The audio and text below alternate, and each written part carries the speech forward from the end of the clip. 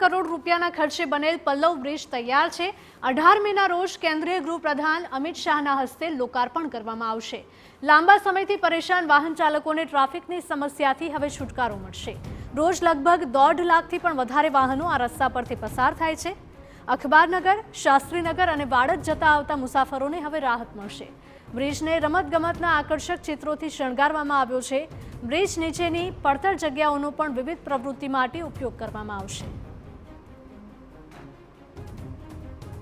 બનવાથી અમદાવાદના નાગરિકોને ટ્રાફિકમાંથી મુક્તિ મળશે।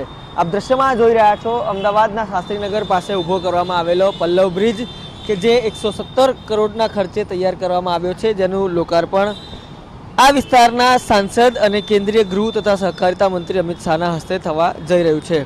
ખાસ કરીને આ બ્રિજ તૈયાર થવાના કારણે શાસ્ત્રીનગર, અખબારનગર, આ ઉપરાંત એઈસી અને વાડજના જે રહીશો છે અથવા તો પછી અહીંથી પસાર થતા લોકો છે તેમને ટ્રાફિકમાંથી મુક્તિ મળશે। સામાન્ય રીતે અહીંયા જે ટ્રાફિક છે તેની સંખ્યા ખૂબ મોટી છે।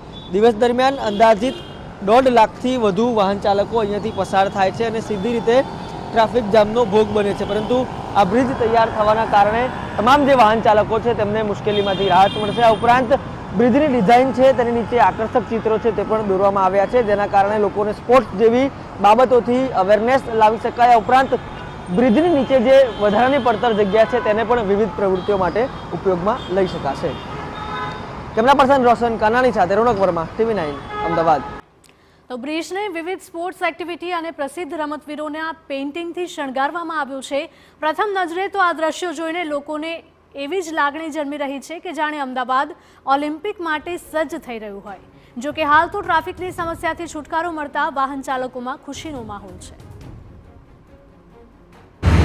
મારા રેગ્યુલરલી આવવા જવાનું થતું હતું ઓફિસ જવા માટે, પણ આ ટ્રાફિકની સમસ્યા બહુ જ નથી। 18 સેકન્ડની નંબર આવતો મારો, જ્યારે બ્રિજ બન્યો તો બહુ સુવિધાજનક બન્યો છે। તમને જવા આવવામાં તકલીફ હવે પડતી નથી, નડશે નહીં ટ્રાફિક, તો ડાયરેક્ટ નોન સ્ટોપ ઓફિસ તમે પહોંચી શકો। હા, ડિઝાઇન નાના છોકરાઓ માટે મસ્ત બનાવવામાં આવી છે।